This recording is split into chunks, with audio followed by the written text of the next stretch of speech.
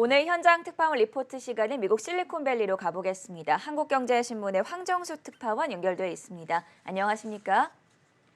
예, 안녕하세요. 네, 최근에 왓츠앱이나 시그널 등 미국의 SNS 메신저 운영 기업들이 일정 기간 이후에 대화를 삭제하는 기능을 도입하고 있다고 들었습니다. 그냥 듣기에는 좀 편리한 기능이라는 생각도 드는데 아동 보호 단체들이 반발을 하고 있다고 하죠. 네, 일단은 업체들은 사생활 보호를 강화하기 위해서 이제 그 일정 기간이 지나면 자동 삭제 기능을 도입을 하고 있는데요.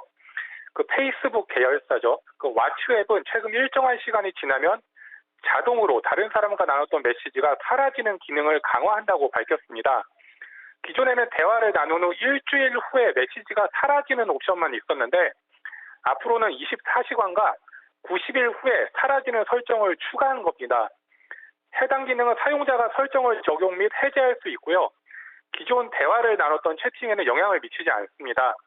사용자가 24시간, 7일 등 정해진 데드라인을 설정하면 대화창에는 알림이 뜨고요. 왓츠앱은 대화가 영원히 저장되는 것이 아니라는 것을 알면 사용자들이 더 정직해지고 유연해질 수 있는 자유가 생긴다고 설명했습니다.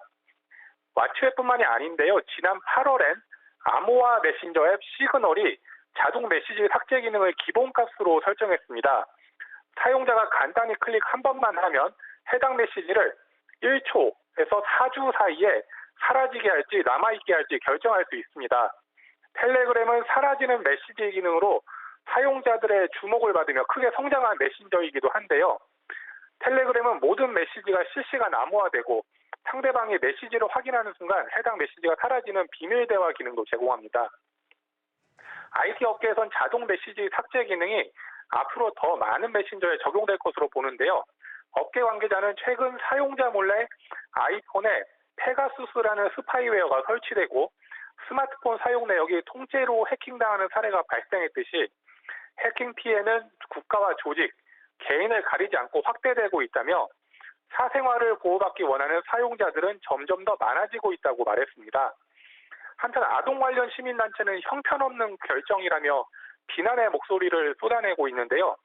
영국의 국립아동학대 방지협회의 온라인 아동안전 정책 최고 책임자인 앤디 버로우스 씨는 범죄자들은 인스타그램과 같은 개방형 플랫폼에서 아동과 접촉한 뒤에 적발 가능성이 적은 왓츠앱 등에서 아동들을 학대할 가능성이 있다고 경고했습니다.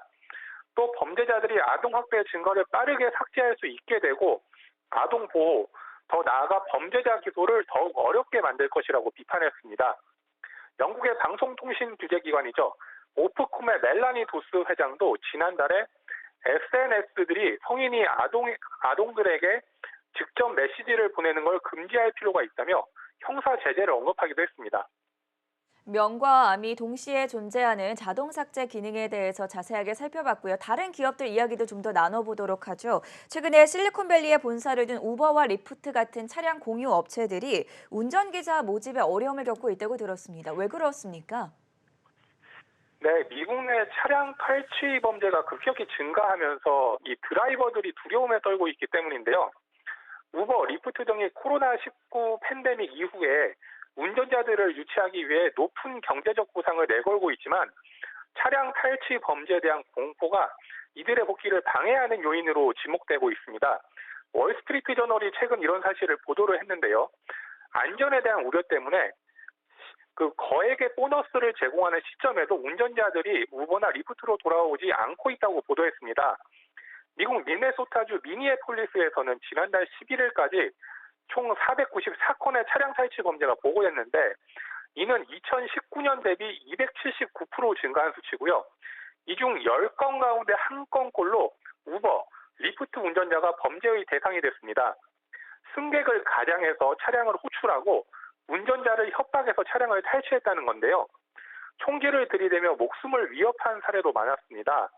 올 들어서 차량 호출 서비스 운전자들이 총에 맞아 숨지는 일들이 워싱턴 DC나 세인트루이스 등 여러 도시에서 발생을 했는데요.